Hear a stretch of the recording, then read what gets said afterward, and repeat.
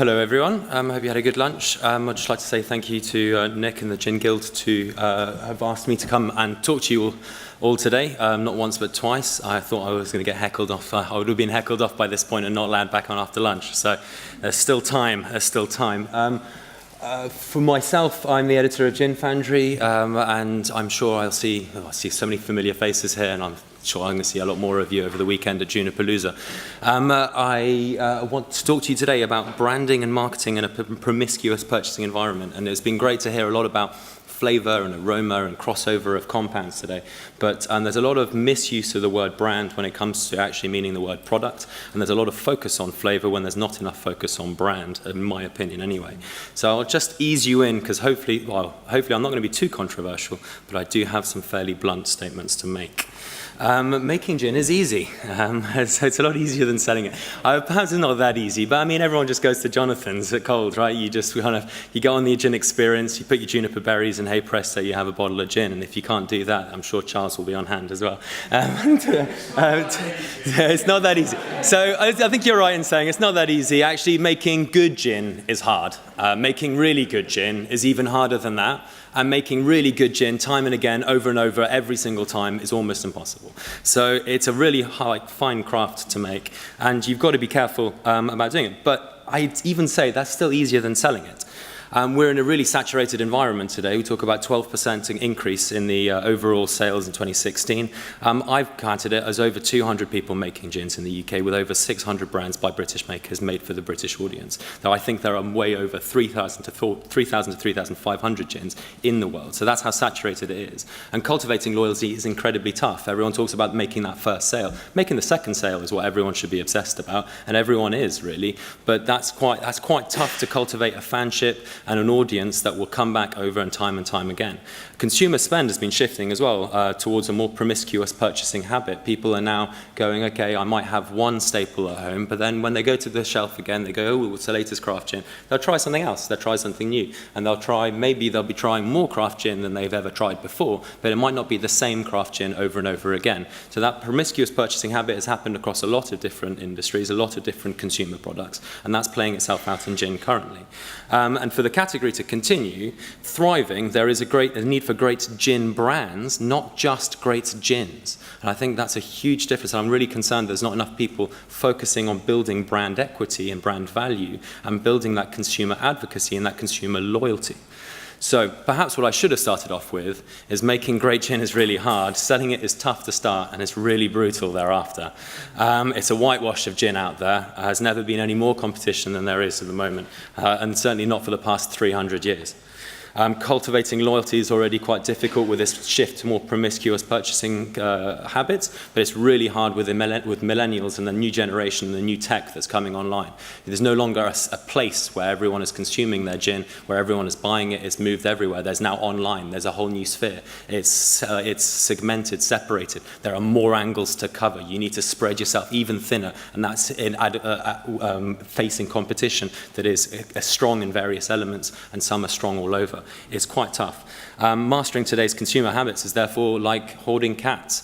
But without the entire package, I think you might as well just stop now, as you'll be eking out a living and then going bust. That's quite a brutal statement to make, but I get pitched 9 gins every single week and have done for the past 3 years. We take actually very few on of the 210 reviews that are online. We take very, very few on every single week. That's how many of you are pitching gins currently, and we're not even buyers. We're just people who talk about it, and we're gin specialists. Could you imagine what a buyer has to deal with, what a consumer has to deal with? Because their interest isn't just gin. So we've got to have the entire package, and to me that entire package means having a solid brand to match the gin inside the bottle, and in short to prosper long term you need to get to grips with building your brand. Understanding what a brand means, therefore, is the first point of conversation.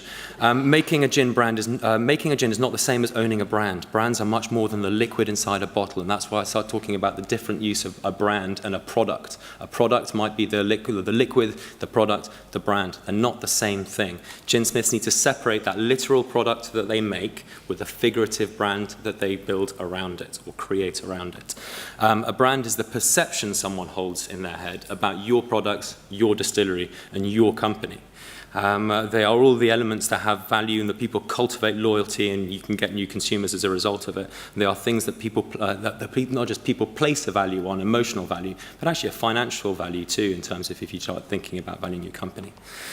Building a brand is the deliberate and skillful application of effort to create a desired perception in someone else's mind. It is that very deliberate attempt to go, I am going to influence the way you think about my product. Fundamentally, it's that intent. It's an intent to create a reason to believe that's more than, I like the taste of that. You've got to give them a reason to believe. Why? This is what you've put in the bottle. Why have you put it in the bottle? This is what I'm about. Sure. Don't just tell it to me in words, make me believe it. For gin makers, that construct and the liquid inside the bottle should be inseparable, interlaced and complementary. I'm not saying that you need to have a liquid, you need to have a product, and you need to have a completely separate brand ideology and idea around it. Of course, they are interlinked. Of course, one informs the other. It is a grand circle, and of course, one reinforces the other. And building brand equity today is, the only way to ensure long-term success. But building a brand is not the same as building volumes. The amount of people who pitch at us every single time, and they say, I've got a great brand, it sells everywhere in the world. No, you haven't. You've just got a great product that's doing a lot of volume. You can build volume in places and not have a brand at all. There are many examples of that. A brand is a reason why people believe and advocate products. A brand is a reason why the people care about products. And a brand is fundamentally the reason they remember a product. And therefore, building a good brand is a combination of factors. It's this idea, it's this construct, but it doesn't have to be about separating personal values with this wider third dimension, this ephemeral thing. It's not about separating personal and business. It's about this deliberate intent to influence. When I look at a good example of this, I look at Sip Smith. When we wrote about them in 2012, I remember saying something that stuck with me at the time, and it's stuck with me ever since, is they added a human face to an otherwise faceless category. And that's not quite true, but there weren't enough people putting humans and people first when they launched. And of course, they launched in 2009. That was just a quote from 2012. But at the exception of, say, Martin Miller's, it was about an individual. A lot of brands were about this third dimension, this third thing that weren't about humans. But if you look at why I think they're a good brand, isn't necessarily because they put that personal first. It's because it was the very deliberate intent to influence the perception that people have about their product. It was about the three makers. It was about Jared. It was about Sam. It was about Fairfax. It was about humans. Growth means more hands. All of this stuff is all feeding back to a loop that is about three core founders and a very human belief underneath it. And they created such a strong idea that it's even survived being purchased by a conglomerate. When you look at conglomerates purchasing small brands in craft brewing sector, often it kills the brand that they want to purchase, and it kills the advocacy that people had for it. They created such a perception around it, and they keep on, and such advocacy around that core truth that they managed to survive it.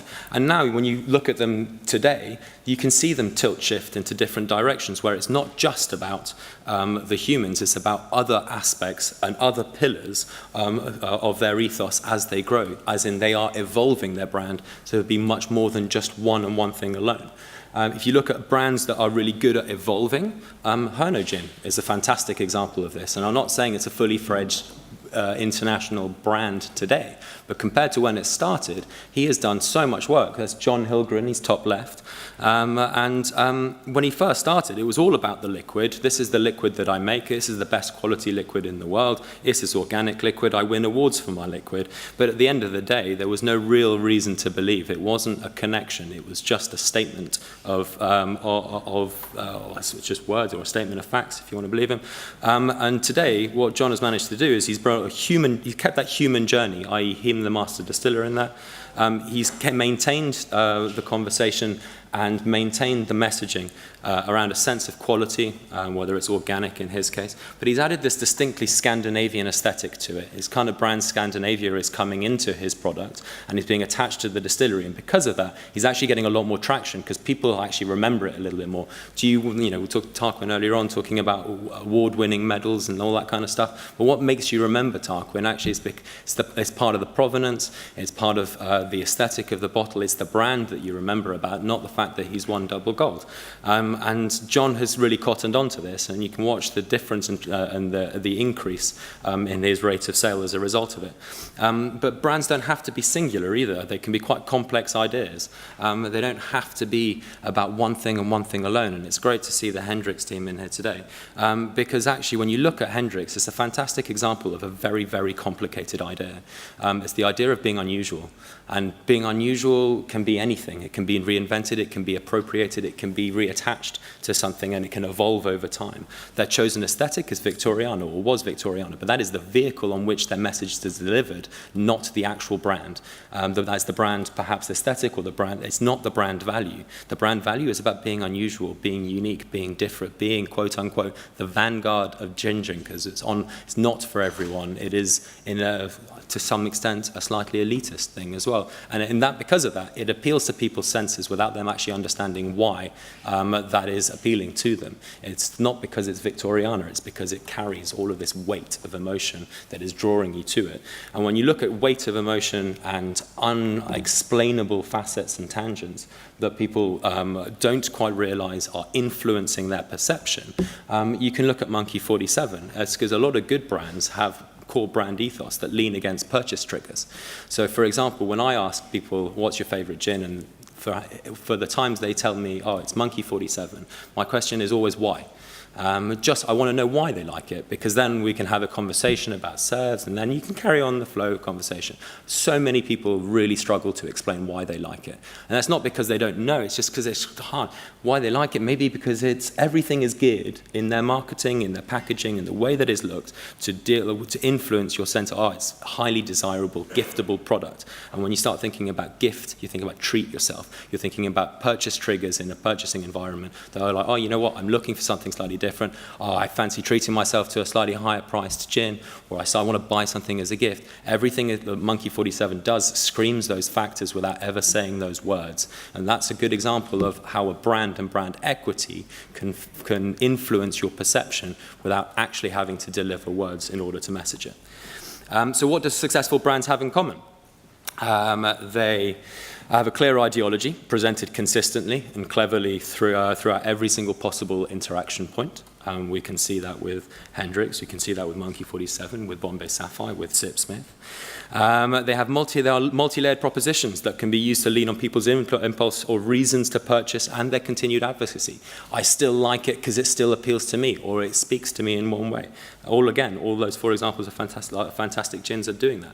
And they have the courage to walk the walk consistently and for long enough time to make it count in order to back those claims. They don't dilly-dally, they don't flip-flop around. They go, this is what we're about, this is our core brand message, this is our core value, and we will stick by it. Again, Hendrix, a fantastic example of the ability to incubate over a period of time until their brand ideology was adopted. They didn't walk away from it, they didn't change when it wasn't gaining enough traction fast enough. They were like, this is my brand, we believe in it, in time people will come.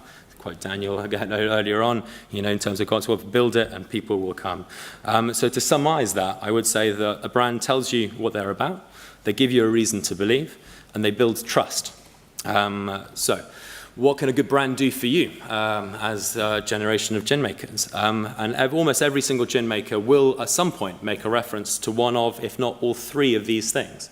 And I get it in pictures every single day. You see it in press releases all the time. You see it on people's websites all the time. They talk about the people who make it, whether it's the owners, whether it's the distillers, whether it's the inspiration, maybe the provenance of their botanicals or their geography.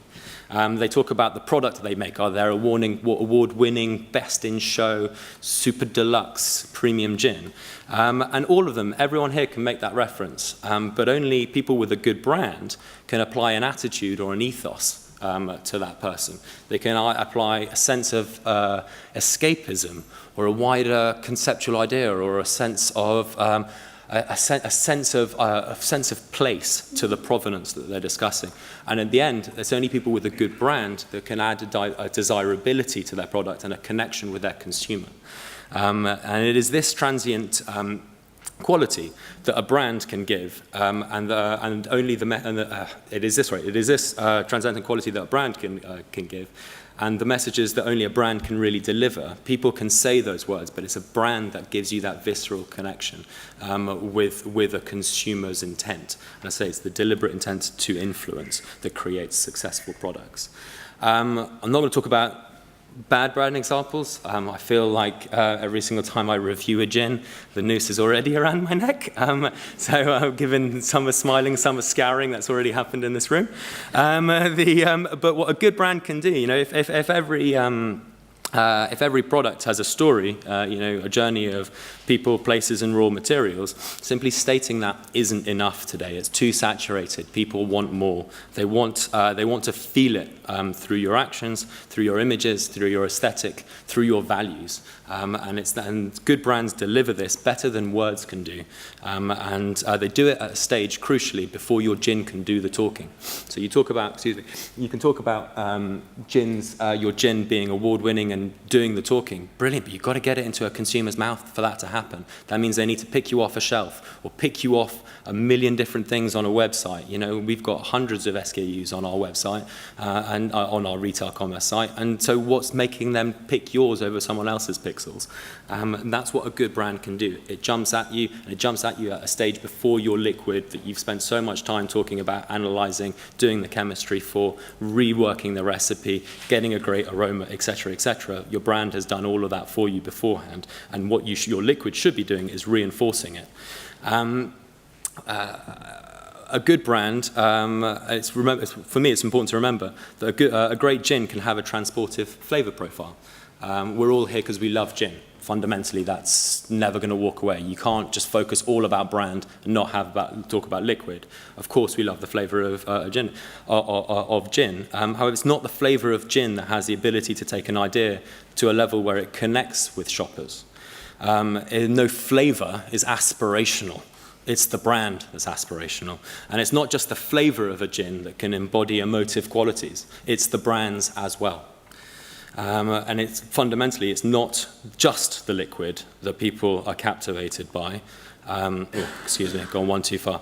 It's not just the liquid by which people are captivated, it's also the brands. And understanding that building brand equity is going to be key to unlock who makes it into the stratosphere of gin makers, into that top 10.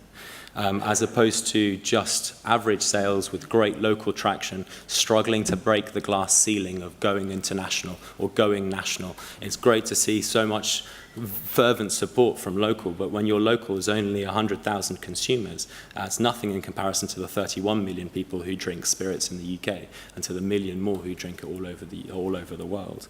And in this great day of learning, what I would say is focus on flavor, make the best gins possible, but focus as well, if you can, on understanding what your brand is and developing that, nurturing that, and trying to build that at the same time. Because at the end of this, when gin has lost its cachet, when gin has lost its cool, when gin trend and this gin renaissance is going to slow down, it is a brand and great gin brands that will keep consumers stuck to the gin category and not moving on to the next spirit that happens to be trendy. For us to stop promiscuous purchasing environments and habits, we need to create great gin brands to keep people grounded into the category. So please, I would say, focus on that. And it doesn't have to be, a great brand doesn't have to be at the detriment of authenticity or the liquid inside your bottle. Thank you very much.